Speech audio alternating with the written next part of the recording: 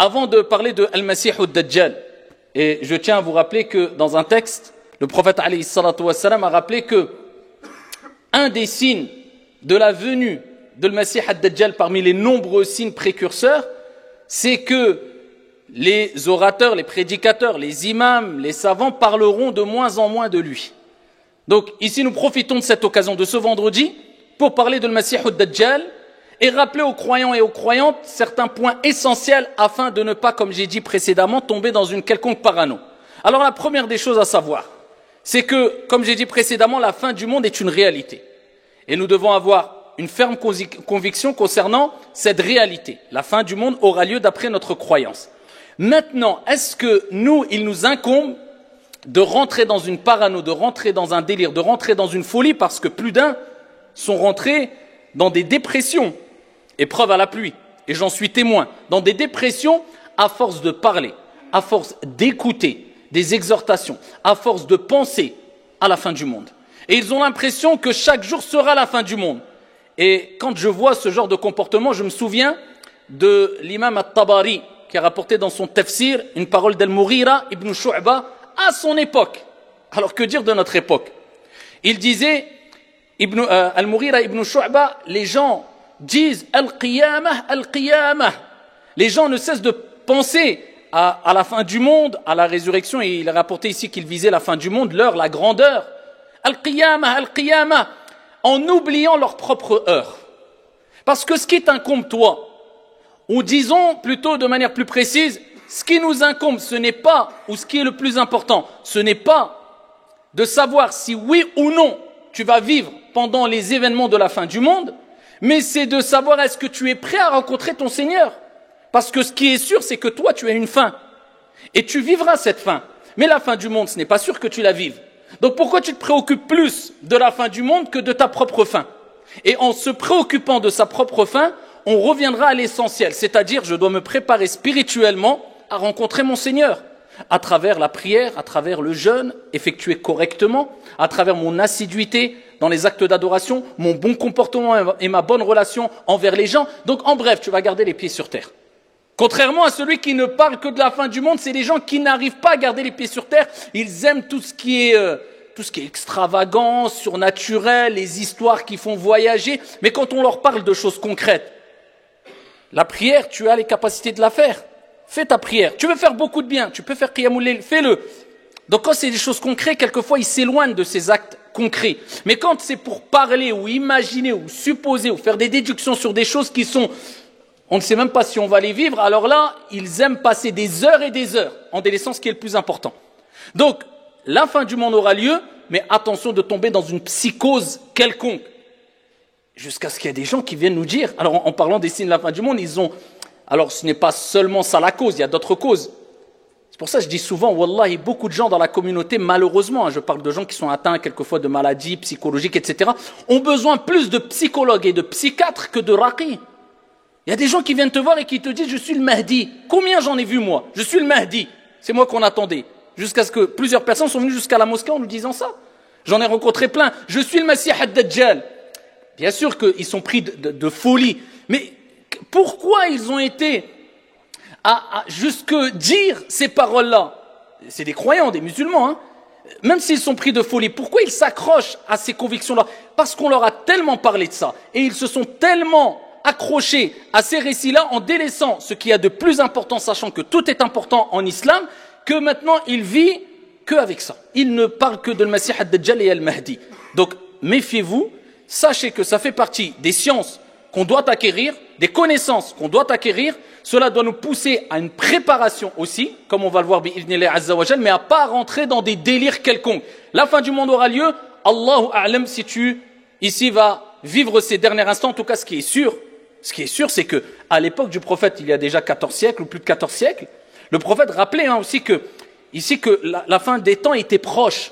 Et il donnait des comparaisons et des images en disant que ici il n'y a pas un espace plus grand entre aujourd'hui et la fin du monde que l'espace qu'il y a entre ses deux doigts, etc. Donc il montrait que c'était très proche. Mais avec ça, combien d'années sont passées? 14 siècles. Alors des gens qui se disent aujourd'hui, le prophète a dit c'est proche, c'est peut-être demain ou après-demain. Ah c'est vendredi, regarde, il y a des nuages gris, j'ai entendu du tonnerre, subhanallah, on est vendredi, akhi. Il y a eu un... Qu'est-ce que ça veut dire? Il y a des petits signes et il y a des grands signes. Et quand les grands signes vont venir, on n'a pas encore vécu de grands signes, quand les grands signes vont venir, soit c'est une réalité, l'un va s'enchaîner avec l'autre. Quand on rentre dans les grands signes, on n'est pas dans les grands signes. Et pour l'instant, occupe-toi de ton heure à toi. Peut-être tu vas mourir dans 10 minutes et peut-être la fin du monde aura lieu dans 50 milliards d'années. C'est possible, Allahu a'lam. Donc reste ici, garde les pieds sur terre et reste avec nous. Par contre, parler de le Masih ad-Dajjal, c'est important et c'est une réalité. Alors certains rentrent dans un autre excès en disant le Masih ad-Dajjal, non, c'est des textes qui sont la plupart faux. Dans une grande partie des sujets, en religion, on va trouver des textes qui sont faibles et d'autres textes dans le même sujet qui sont bons. Est-ce que ça fait qu'on rejette le sujet? Non. Et est-ce que ça fait, est-ce que si un texte est daïf, ça fait qu'on ne peut pas travailler avec des règles bien sûr? Non. Est-ce que ça fait qu'on doit le rejeter? Non. Est-ce que ça fait que c'est un hadith mensonger s'il est faible? Ça dépend du degré de faiblesse. Non. Et de plus, concernant le Masih ad-Dajjal, l'antéchrist, le faux messie, ça regorge de hadiths authentiques, même s'il y a des hadiths faibles. Il y a plein de hadiths authentiques. Si nous restons juste dans As-Sahihayn, on trouve plein de hadiths. Et particulièrement dans Sahih Muslim, dans l'authentique de l'imam Muslim. Alors parmi les hadiths rapportés par l'imam Muslim, le prophète sallallahu alayhi wa sallam, il dit: il n'y a pas eu une plus grande tentation, une plus grande épreuve depuis la création de Adam jusqu'à la fin du monde que la venue de qui? Al-Masih ad-Dajjal, le faux messie, l'antéchrist. Il n'y a pas. Donc là, on comprend qu'on parle d'une épreuve, d'une tentation, pas des moindres. Le prophète, il dit, c'est la plus grande des épreuves. La plus grande des tentations, eh bien, c'est quand le Masih ad-Dajjal va venir et va éprouver les gens. C'est la plus grande des épreuves. C'est le prophète alayhi salatu wa sallam qui l'a dit dans Sahih Muslim. Le prophète sallallahu alayhi wa sallam, il nous a rappelé aussi comment était le Masih ad-Dajjal et quels étaient les critères distinctifs pour reconnaître al-Masih ad-Dajjal. Rapporté par l'imam Muslim, le prophète sallallahu alayhi wa sallam, il va jusqu'à nous le décrire. Il va jusqu'à nous le décrire. Et cette description, eh bien, va nous rappeler que le Masih ad-Dajjal, c'est pas comme certains pensent, parce que certains ils sont tellement dans un délire et ils sont tombés dans le monde des Illuminati, surtout avec Internet aujourd'hui. Hadith wa la haraj. Il y a des gens, Msakin, ils pensent que le Masih ad-Dajjal c'est la banque qu'il a dans sa rue, la rue du coin, c'est la banque. L'autre il croit que c'est le paquet de gâteaux chez lui parce qu'il y a un œil. Masih ad-Dajjal il est venu, il va montrer, il intervient, il apparaît à travers ce paquet parce que l'autre il va dire non, le Masih ad-Dajjal t'as pas vu là-bas, regarde la forme dans le vêtement, c'est comme un œil. Comme l'œil de le Masih ad-Dajjal, il n'y a pas les deux yeux parce qu'il est borgne. Donc regarde, il est partout, il nous encercle. Wallah, qu'il y a des gens qui sont devenus fous. Plus que cela, il y a même des prédicateurs religieux qui quelquefois rentrent dans ce délire-là complet. Alors permettez-moi d'être un peu littéraliste ici. Parce que quelquefois, il faut être littéraliste. Là, dans des sujets qui concernent le ghaib, l'invisible, les choses qui nous dépassent, ni moi, ni vous, même pas le prophète avait le droit de s'exprimer sans qu'il y ait pour le prophète et les prophètes une révélation divine ou pour nous une preuve concrète qui nous montre que c'est une information provenant de Dieu. Donc pourquoi moi je vais aller au-delà des informations qui m'ont été apportées? Je vais inventer un paradis, je vais inventer un enfer, je vais inventer des délices du paradis, je vais inventer des délices de l'enfer qui n'ont pas été rapportées.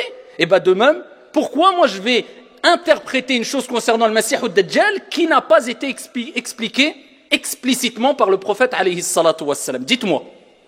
Le prophète alayhi salatu wassalam, toujours dans les hadiths authentiques rapportés par l'imam Muslim, il dit al-Masih ad-Dajjal, l'antéchrist, le faux messie, est borné, a'war, et Allah n'est pas borné. Al-Kamal lillah, la perfection appartient à Dieu. Donc le prophète alayhi salatu wassalam dit que le Masih ad-Dajjal est borné. Et il dit entre ses deux yeux. C'est-à-dire que quand on dit il est borné, il a un œil effacé. D'accord? Quand on parle de Mamsouh, ça renvoie vers le terme Al-Masih aussi. Certains savants ont donné plusieurs définitions différentes. Parmi les définitions du terme Al-Masih ou Dajjal, c'est Al-Masih, celui qui a quelque chose d'effacé, c'est-à-dire un œil effacé. Ad-Dajjal renvoie aussi vers un terme arabe qui désigne le mensonge. C'est-à-dire c'est celui qui est borgne et qui est menteur. Et on le traduit par l'antéchrist pour le désigner, ou bien le faux messie. C'est un homme qui va venir et qui va prétendre être un dieu ou un prophète et être la vérité pour les gens. Et il va tromper les gens. Et il va égarer les gens et il va venir avec des signes exceptionnels que Dieu va lui permettre d'avoir. Il va lui permettre que Dieu va lui permettre de faire, mais tout cela par la permission divine. Mais c'est quelqu'un qui est égaré et qui égarera les gens, ça sera son but. Le prophète, il dit entre ses deux yeux, il y a 3 lettres, kaf, fa, ra. Tout le monde pourra les lire, celui qui sait lire ou pas, parmi les croyants. Et cela désignera soit kafir ou bien kafara, qui montrera sa dénégation. Le fait qu'il n'est pas croyant, qu'il s'est opposé à la croyance pure et saine. Et le prophète, alayhi salatu wa salam, il dit, tous les prophètes, dans le même hadith rapporté par Muslim toujours, ici il dit, il n'y a pas un prophète qui a été envoyé sans qu'il ne mette en garde sa communauté contre l'avenue de Al-Masih ad-Dajjal, l'Antéchrist. Tous les prophètes, Allah les a envoyés, ils ont mis en garde leur peuple, en leur disant, méfiez-vous, préparez-vous. Voilà comment il faut réagir si vous êtes présent quand Al-Masih ad-Dajjal, l'Antéchrist, sera là. Parce qu'on a dit précédemment, le prophète a dit qu'il n'y a pas plus grande fitna, plus grande épreuve que la venue de Al-Masih ad-Dajjal. Rapporté par l'imam Abu Daoud, bisanadin Hassan, le prophète sallallahu alayhi wa sallam, lorsqu'il parle de Al-Masih ad-Dajjal, il donne sa description.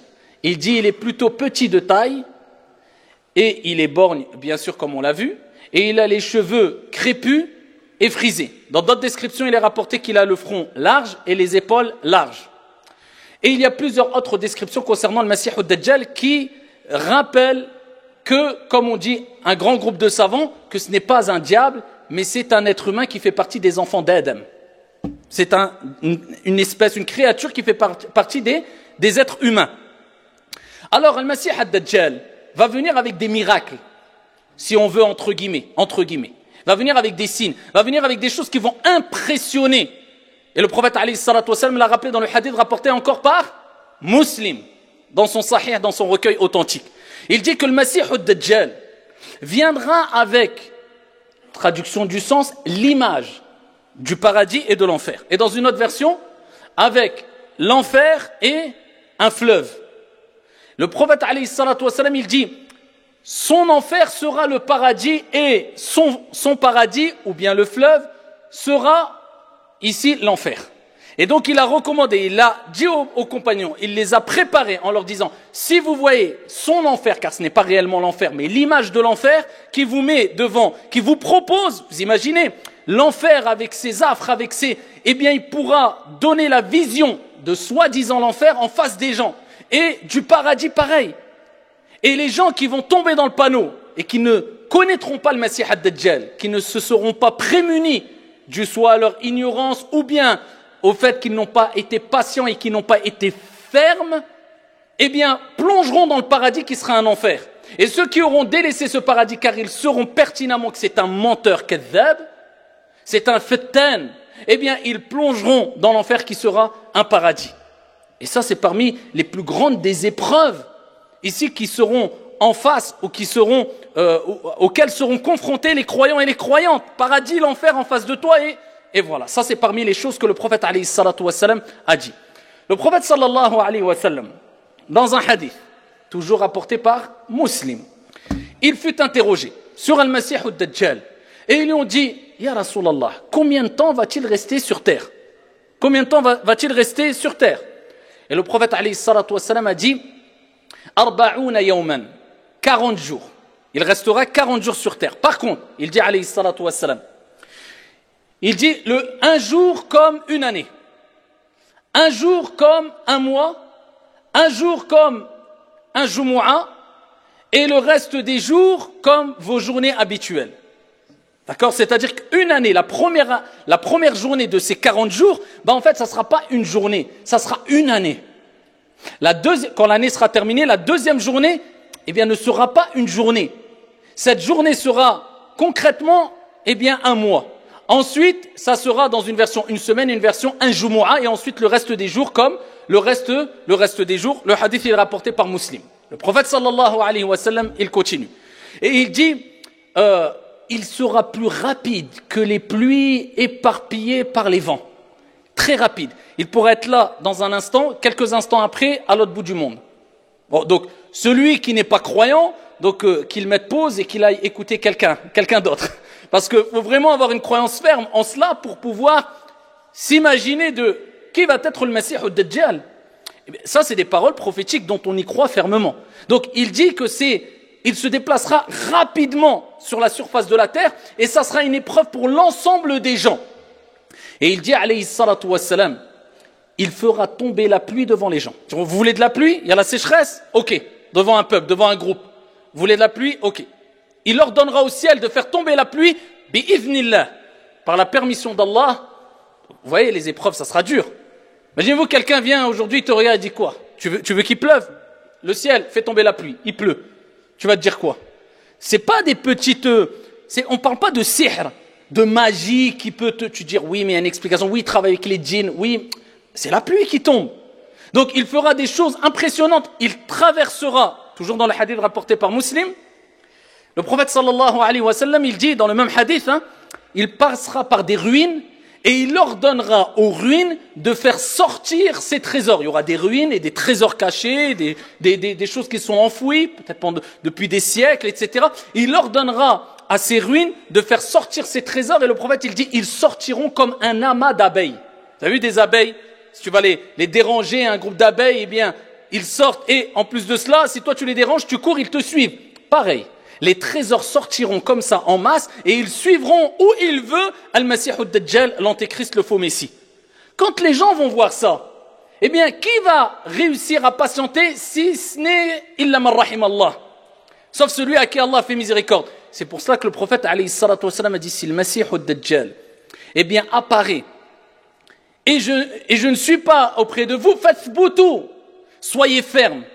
Et Allah Jalla wa Ala nous recommande maintes fois dans le Coran d'être ferme, et particulièrement lors des épreuves. L'épreuve, pour la réussir, faut être ferme, et en demandant à Dieu de t'assister. Parce que si tu n'as pas de fermeté, eh bien tu vas fléchir, perdre tes forces, et ici tu vas abandonner même peut-être ta croyance. Donc c'est pour cela il est toujours bon de demander à Dieu de nous accorder fermeté dans notre foi, dans notre croyance. Le prophète il dit soyez ferme, il ne faut pas que vous ayez des doutes. Je suis sûr à 100% que c'est un menteur, car le prophète nous l'a décrit et nous l'a rappelé. Parmi les textes très impressionnants aussi de le Masih ad-Dajjal, et là on répondra à la question rapidement ici, est-ce que le Masih ad-Dajjal, l'antéchrist, existe maintenant, au moment où je vous parle? Est-ce qu'il est quelque part dans le monde, sur la surface de la terre? Rapporté par l'imam Muslim toujours. Fatima bint Qais, radiyallahu anha wa ardaha, elle raconte un récit plus qu'étonnant et plus qu'impressionnant. Très long le récit, je vais l'abréger. Elle dit, le prophète alayhi salatu wassalam a ordonné qu'on appelle à la prière, al-adhan.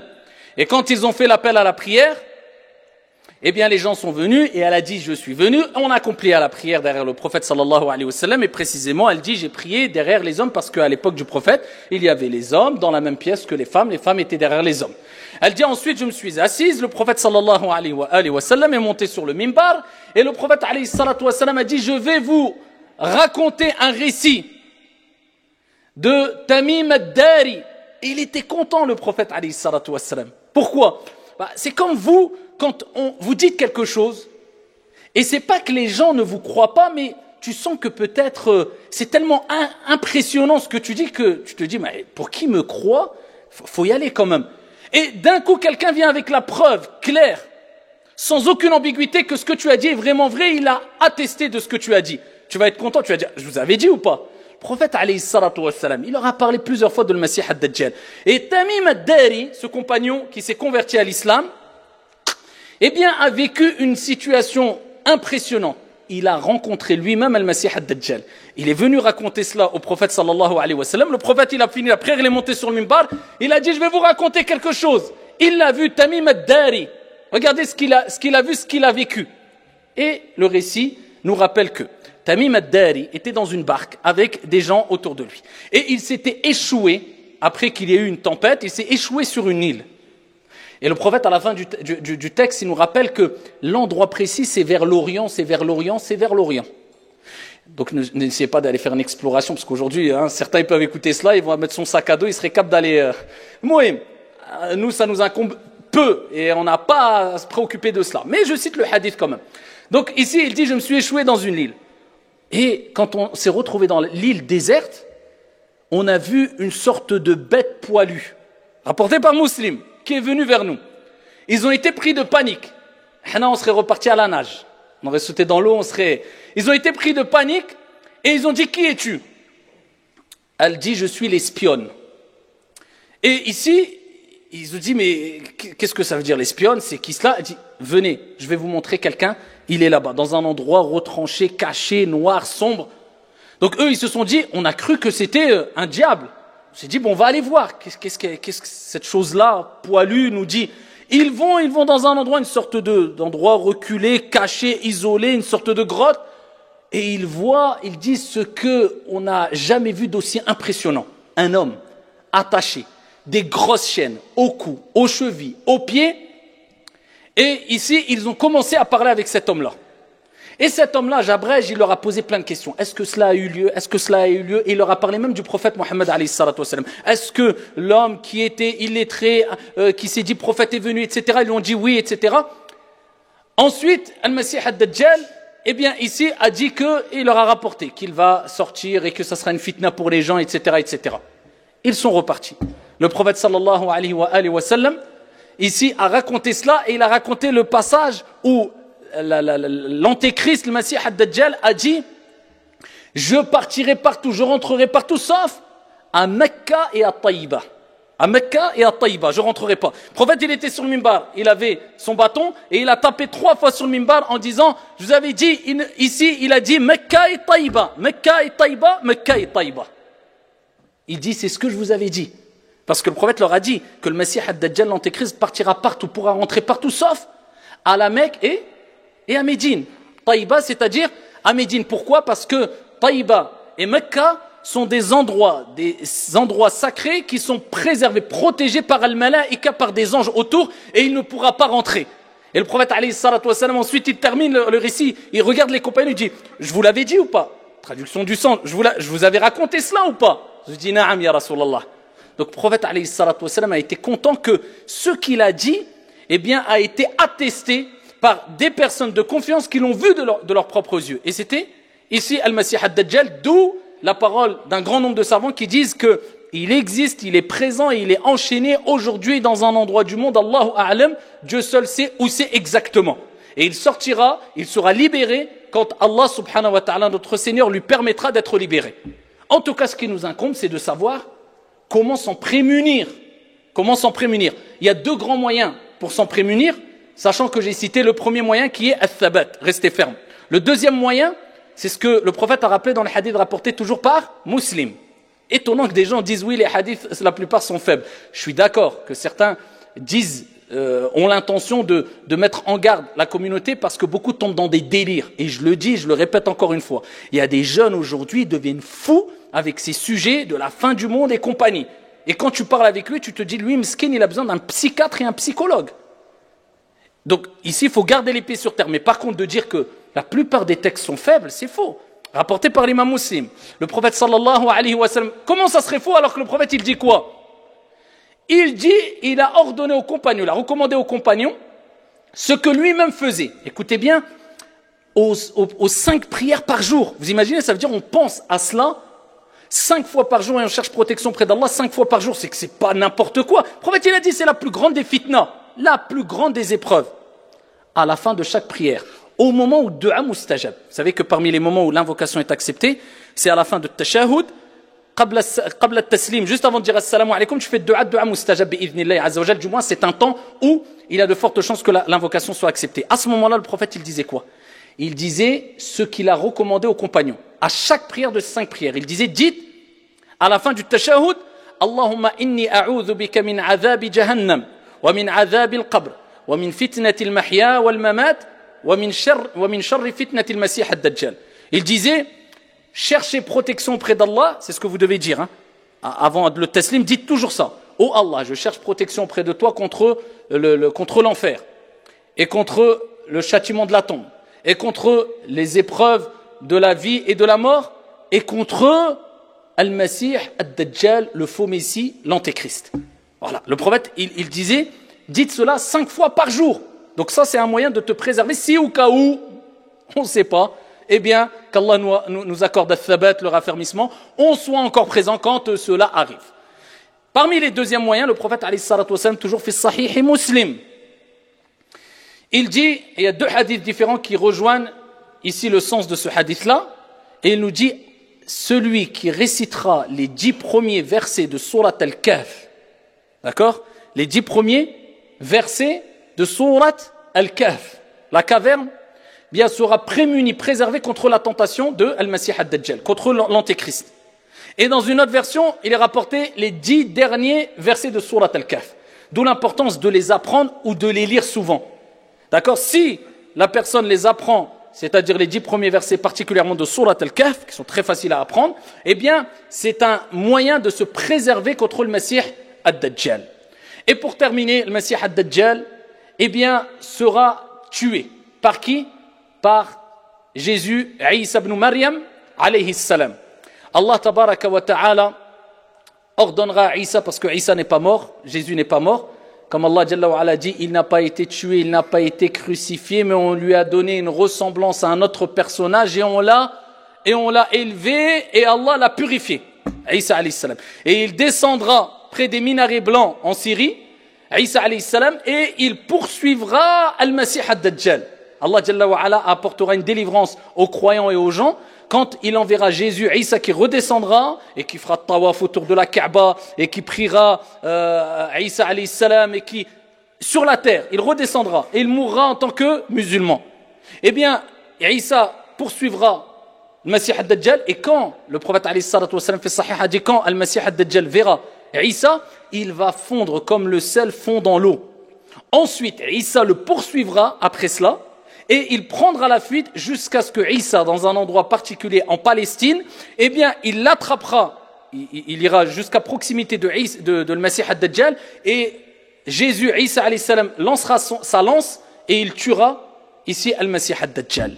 Et voilà les informations, en gros, ici, de manière résumée, qu'on a sur Ad-Dajjal. Donc Ad-Dajjal, eh bien, on a donné sa description, on répète, ce n'est pas une société, ce n'est pas une vidéo, ce n'est pas une banque, ce n'est pas un groupe de personnes. On a donné les descriptions. Khalas, intaha al-kalam wa qudiya al-amr. C'est le prophète alayhi salatu wassalam qui l'a dit. Maintenant, concentre-toi dans ce qui est clair sans aucune ambiguïté. Je dois prier, je dois jeûner, je dois me préparer pour le delà, je dois faire du bien parce que même celui qui a fait énormément de bien regrettera dans sa mort qui est très proche, dans notre mort qui est très proche de ne pas en avoir fait assez, sans rentrer dans une exagération quelconque, en restant dans le juste milieu, regrettera de ne pas avoir eu un bon comportement envers les gens, afin que les gens témoignent de son bon comportement, et que ça soit un argument pour lui au jour de la résurrection. Donc, gardons les pieds sur terre, prenons ces informations qui nous permettent d'augmenter notre connaissance religieuse. هذا والله تعالى أعلى وأعلم وأحكم.